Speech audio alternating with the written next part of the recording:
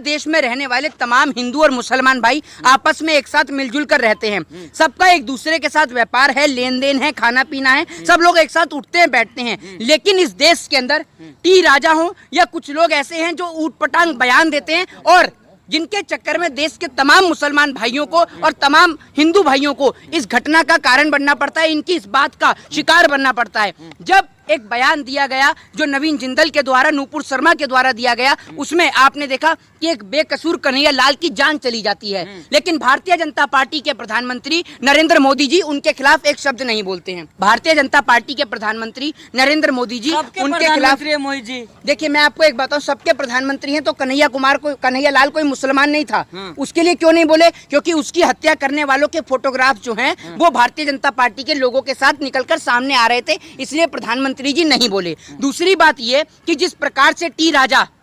जिसका कोर्ट और न्यायालय बजाएगी बाजा, ठीक है ना, वो टी राजा का जो है अब की बार के चुनाव में टी राजा किसी कीमत पे जीत पाएंगे है नहीं, ठीक है। तो टी राजा जो है वो बौखला रहे हैं और उनकी बौखलाहट इस कदर बढ़ गई है क्योंकि आने वाले वक्त के अंदर कर्नाटक के अंदर चुनाव है, तमाम जगह के अंदर चुनाव है, गुजरात में भी चुनाव है, तो बीजेपी की बौखलाहट हर जगह बढ़ रही है। जिस तरीके से कल रात को, आधी रात को जो है उनको जो है वो बेल मिल जाती है, वो बाहर आ जाते हैं, तो मैं आपको बता दूं ऐसे लोग सिर्फ देश में दंगे भड़काने का काम करते हैं और कुछ नहीं करते। बाकी इस देश के मुसलमानों को और इस देश के हिंदुओं को ये बात समझनी चाहिए कि अगर कोई हिंदुओं के धर्म के बारे में बोलता है या मुसलमान के धर्म के बारे में बोलता है तो उसका उद्देश्य सिर्फ देश में दंगे भड़काना है और कुछ नहीं है। कानून क्या कर रही है सर? अदालत उन्हें बरी कर दे रही है, लगातार जो है वहाँ प्रदर्शन हो रहा है हैदराबाद में कि गिरफ्तार किया जाए। देखिए मैं आपको एक बात बता दूं, इससे पहले भी नूपुर शर्मा और नवीन जिंदल पे एक चीज मैं कहना चाहता हूं कि कुछ लोग ऐसे हैं जो इस देश के अंदर न्यायपालिका पे दबाव बनाते हैं।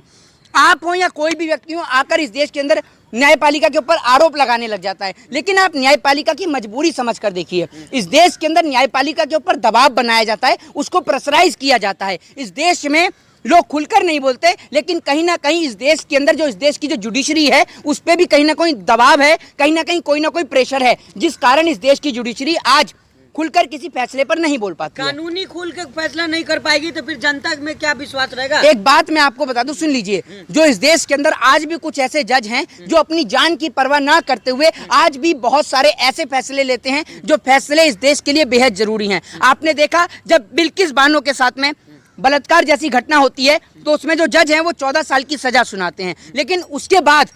जब उनके अपराधियों को रिहाई मिल जाती है तो वही जज ये भी बोलते हैं कि देश के कानून को क्या हो गया है। ऐसे लोगों के साथ क्या करना चाहिए? मोहित शर्मा जो इस तरीके से विवादित बयान देते हैं, एक तरफ तो मोहम्मद साहब का अपमान करते हैं, दूसरी तरफ ये भी कहता है कि गुस्ताखे रसूल की सजा सरतन से जुदा, तो क्या देश में अब यही सब चलेगा? देखिए सबसे पहली बात तो मैं आपको एक बात बता दूं, एक पत्रकार हैं आप और आपको इन जैसे लोग जो सर तन वाली बात कहते हैं, मैं इस बात को पूरा भी नहीं करूंगा क्योंकि मैं भारत देश में रहता हूं। मैं कोई सऊदी अरबिया या दुबई में नहीं रहता कि जहां पर सर काटने का प्रावधान होगा, ये सब प्रावधान होगा। मैं भारत देश में रहता हूं और भारत देश के संविधान में भरोसा रखता हूं और इस देश का मुसलमान भी भारतीय संविधान में भरोसा रखता है और इस देश का मुसलमान यही आशा लगाता है भारतीय संविधान से कि भारतीय संविधान जो सभी को समानता का अधिकार देता है, वही समानता का अधिकार देते हुए अगर कोई हमारे धर्म के ऊपर, क्योंकि भारत एक धर्मनिरपेक्ष देश है और यहाँ पर सभी को अपने जाति, धर्म और मजहब को मानने की आज़ादी है, सभी को अपने धर्म को चुनने की आज़ादी है, कोई किसी भी धर्म को चुन सकता है। लेकिन अगर कोई व्यक्ति किसी